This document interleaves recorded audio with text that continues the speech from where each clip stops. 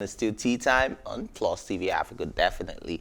And of course, do it on the show. We always bring you the best. And speaking of the best, we have a super amazing guest with us today. I'll be talking about the importance of investing, especially in the entertainment space. And what do we bring to you guys? Entertainment, for sure. All right, so our guest is Derin Phillips. He's a financial investment manager who has had a successful music career as a DJ, producer, and songwriter. This multi-talented individual who has a degree in economics and finance picked up interest in music during his time at the University of Reading, Berkshire, England, and went further to get trained at Point Blank Music College in London, England. Derin Phillips, whose stage name is Dr. Caise, got signed to Chocolate City Music in 2011.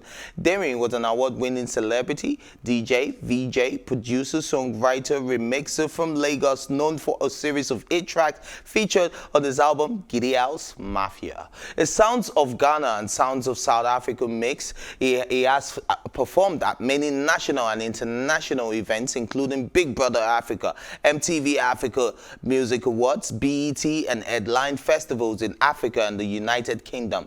Derin Phillips is the founder and CEO of Wavis Investment Limited and CM Entertainment Limited. He is also the president of the United Africa DJs Association. My mouth on the PMB. And founder of the Ace Creative Academy, an astute business leader and technocrat with over 10 years of professional experience in developing and implementing business growth strategies. Ladies and gentlemen, if you are not standing up right now, I don't know what the F you're doing, but welcome to the show, Derin Phillips. Thank you. Yes, you're welcome. That was a very nice one, man. That was something. All right, so tell us, man. Where do we even start from, dude? That's what we have to ask him. This is how people, Can we start from the beginning? Like, growing up as a kid or whatever, like a teenage boy, did you see yourself this multifaceted?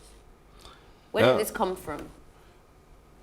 Wow, that's a really powerful question. Very. I think the short answer is that I'm a creative, right? And I think the moment I accepted that, I call it a talent, it's then I started living my life to the best. So, I apply creativity to everything I do, whether it's finance, whether it's entertainment, whether it's, even all the creative outlets that I have. I just try to explore it, There's something interesting I find out most human beings, the reason why they are, what differentiates us from animals is being creative. If you give an animal a piece of food, all they can do is eat it. But with human beings, what we do is we try and change it into a different meal or put, garnish it to just make it extra special. So being creative is what I focus on, is what I apply to every single thing I do. And that's been from the get-go? From get-go, right. Yeah. All right, so what was your, upbringing? What was your childhood? What was your house like? Because, we try to get to talk to a lot of, new generation parents, the type of influences they have on your kids. So I want to know what you saw growing up. What type of parents did you have? What type of siblings did you have? What type was it a music house? Was it a business house? Was it what created your state of mind? Well, I'm a last born. Okay. Oh, my brother. Me too. In fact, I'm the only girl, so that's even more baby. Yeah, so I think I was able to get away with a lot more than my siblings would have. They just left me to do my own thing, and I explored a lot. I was the guy that was always singing in class, the guy that was always dancing. I was probably the only guy in my finance class as well. So it was, I think I had a lot of freedom, and I was blessed to have that position because, I just explored. I always found myself in positions of, I won't say leadership, but either being president or it's senior, okay.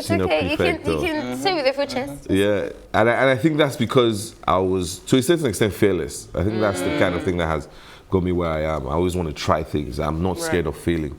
My own belief is that there's no such thing as failure, it's just feedback.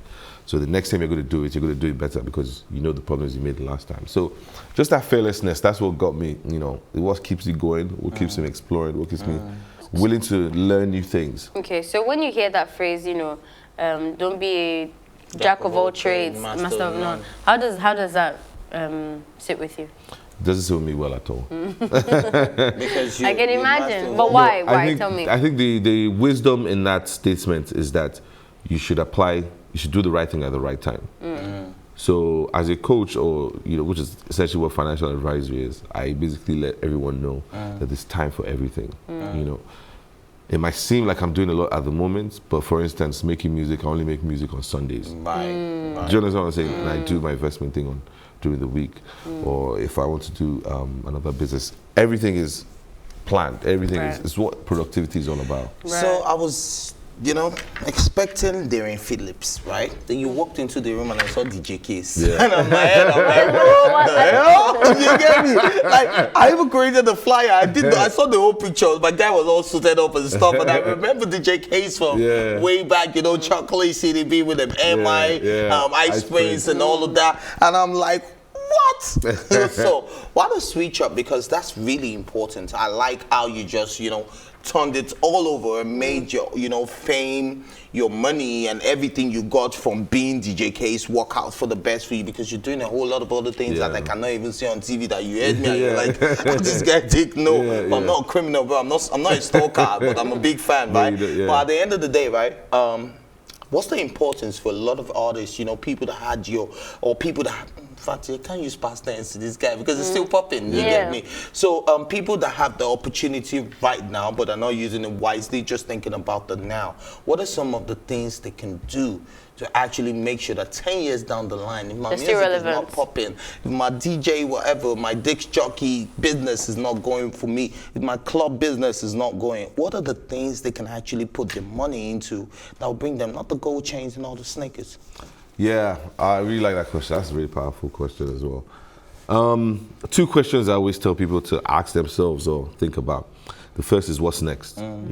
Everything has a season, right? And then the second one is just to adapt the idea that things don't happen immediately. The idea of small by small. You might be popping now, but you need to start something that's going to take you for the next 10 years. And not just be intimidated by, man, I'm doing this small business, I don't know where it's going to take me. Just start, even if it's just you make a flyer, you make the logo, you keep it for a few months. Get it registered. Do you understand? You get it registered. Just keep it going. Before you know it, it'll be big, but nobody gets it done immediately. It all starts small. So when you have that mindset, then you can keep going, you keep going. And I always tell people there's a process, which is one of the packages that I offer in getting you to understand not only yourself, because that's the first thing we do a personality badge, we do like some deep dive into who you are. Then we look. My guy's really into psychology at the moment. Yeah, I know. Why not just adding more things? Okay. Listen, the difference between the guys that make it and the guys that talk about how they almost made it is their mindsets. That's it. There's no long talk. It's just that some people, bad things will happen to them, they'll keep going. Good things will happen, they'll still going, bad things will happen. They just don't give up. And because they have the positive mindset. So it's one of the first things I deal with most of my clients. I just get them to remove all that negativity. You just have to be positive. You just have to know that, listen, money, wealth, finance, success, and being positive, they are brother and sister. At what point do you regard yourself as being successful? Because I don't see you slowing down. And yes, you said the mindset is the thing. So you have a lot of people that just make small change. And they feel like, I made it, mama, we made it. Stuff like that. But you keep saying your mindsets, good things will happen to you, keep going. Bad things, it's never a bed of roses, you understand? So at what point do you regard yourself like, successful. I'm done, I'm good? I've arrived. That's the, for those who were asking why I took a break, it was because I was trying to answer that question. What is success? By the time I did BET the 3rd time, I was like, what's next? So the Grammys, bro. For me, I was like, the question then becomes, what is your own financial goal? You have to know it and you have to write it down. You can't just say, man, I want to blow. What does blow mean? Do you understand? And it has to be the best version of yourself. That's do you understand? My own blow is different from your own blow. It's different from hers. Everyone has their own financial goal. So you have to get it, understand it. It has to be realistic. It has to be smart.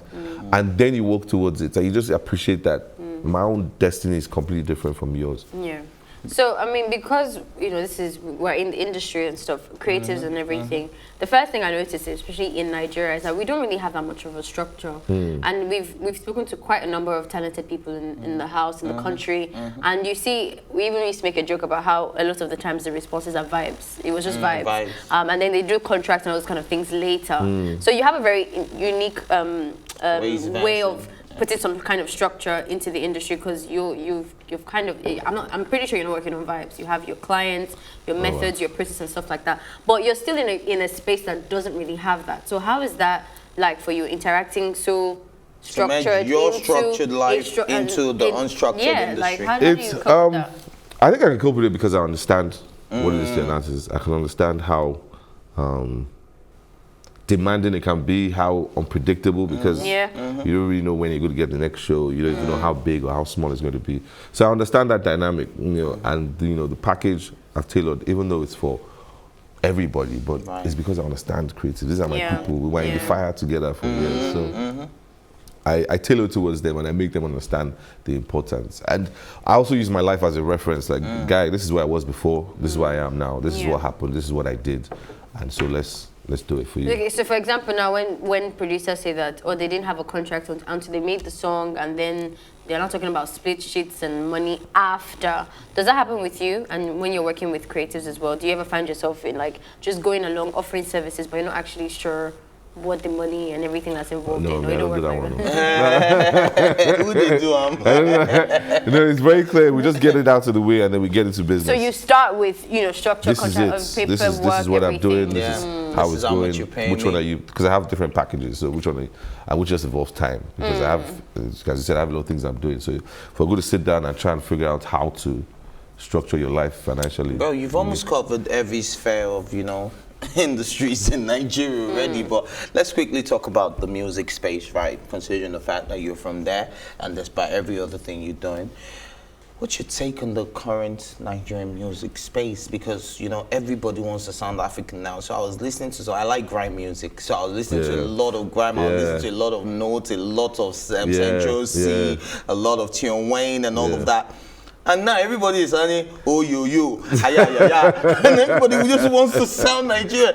I'm like, what's going on in this space? What's your take on that music space and Africa at large? It brings me so much joy, man. Absolutely. I think the stories of kids in the UK now, beating their chest, telling their Nigerian names or their African names, things that they've been abused for. It's a pretty amazing feeling. And I'm glad. I always knew we were going to get there because I schooled in the UK, right? And I started off DJing in the union. So the union was more or less everybody in the union would come, and then you would have, after a while, you get like Japanese people and like British people coming to ask for Style Plus. Imagine that. And I'm like, wait, are you sure? Are you sure what you're saying? Like, yes, they need to hear it, please. Wow. So I knew it was bound to happen at some point in time. So I'm glad it is, and it really is Africa to the world. This is where everything began. This is the mother for the planet. This is fact. It's not even. So it's just for us to get it right. So we have an opportunity, and shout out to all the major players that are doing it right. The Burna Boys and Davidos and Wizkids. They hitting it. Right. Quick game with you. Sorry, this is not scripted, but we're going to play a quick game with you. I'm just going to try to come up with. You could play this game with me. Just ask him any random question. I'm giving 5 options, right? So we could do this together. So 5 songs on your playlist right now. Top 5. I'm trying. Which one should I give you? The songs I listen to, they're a bit different too. Don't worry, just name it. We want to update our playlist from a DJ. We want to update our playlist, guy. Silk Sonic. Yeah. Leave the Door Open. That's Bruno Mars and Punk. Burna Boys. Yeah, Baput Luku. Oh, you like that? Yeah, I love it. Okay, great. Black Coffee, Mouye. I did a mashup with Caveman 4. So that was getting good feedback. So I listened to that all the time. That one was for me actually, but people seem to enjoy it as well. Which other song is on my playlist? Miguel, Adorn. It's an old one, but I always listen to it. Of course. All right. So, okay, are you still going on? Let's update to I feel like his husband still counting. He has like, he's got it to We can 5, do this but he's for- still going. I can do 20. No, Should we do 20? 5 is, let me go and listen to this 5. I'll call you for the remaining 5. Yeah. Anyways, this one I'm putting you on the spot. It's quite controversial. If you're compiling an EP or an album, what are the 5 Nigerian artists that can never make it to it? that can never make it. It's that EP. Do you know what's funny about this question you just asked? You know what's very funny? What? I'm actually compiling an Oh EP. my god. And there's no artist on it. See this guy. It's called Venus and Mars. It's myself and DJ Lambo. Oh, great. I'm a piano, straight from about 6 songs. I'm a piano, straight up instrumentals, no artist. No lyrics? So no Zero. Nigerian. So are we saying that DJ Caise is saying no artist is ever going to make it to my album or EP? This particular one, none. Okay, so Okay, I want to ask, have you ever worked with women? I work with women all the time. I mean, as on your songs? DJ Yeah. Lambo is a girl. Is she? Yeah, I and even You know that I know that name so well, but I never knew that she was a woman. DJ Lambo, are you kidding me? Official DJ for the Chocolate Baby City. girl, I'm hiding my for the face up. 100 crowns. That's She's my always G. jogging every morning. She's so fit. Yeah. Like I see her every morning on my way to work. I see Oh, you Lambo see her? Okay, not even on every Instagram, morning. yeah. I don't miss her. Nice. Not on Instagram. I'm like Lambo. Like we greet each other literally Nice. every day. nice. Yeah. So No, but even number 1 with YJ, that was one of my popular tracks. Yeah. Because I know I always ask that question because sometimes we see that there is a bit of a... this you is know- a game session. No? Sorry, Marvin. My own question. If you were going to... Okay, I said, okay, come and give me like a body of work here. And I want you to put 2 artists together that you think will make a banger at the moment. Who would those 2 people be? I would say Thames and Aerostar. Any other noise you want to make? This one, I'm going to need the cameraman to actually focus on Honestly. you, right? Because you're going to make 3 faces. I'm going to tell you the 3 feelings you're having. So you're sad, excited, you're in love. All right. You hear a dope song, Yeah, definitely. a wax song. Please. What is a wax song, go please? A wax Especially song, from yes, DJ. exactly, from Someone you. like What do you. you call a wax song? What is a wax song? I think a wax song is a song that doesn't connect with anyone. It's just like bland. It's just like, oh, let's just make this thing and push it out. You know that kind of thing that you're like, did anybody else listen to this song before you released it? Well, have you not always noticed that there'll still be some people that like that song?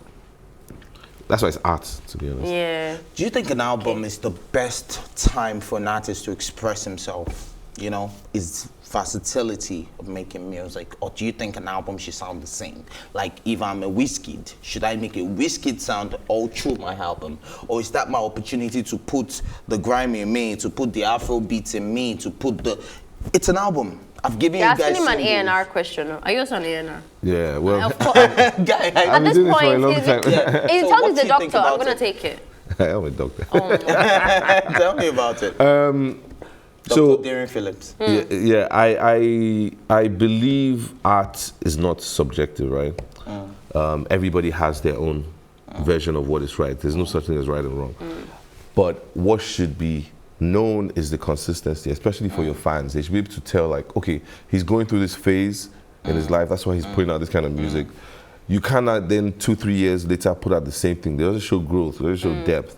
So if you're in the mood of making an Afrobeat album, you make it, and the next one you want to mix it up, and it just shows like, okay, it is still coming from the same source, but then we can see the different layers in it.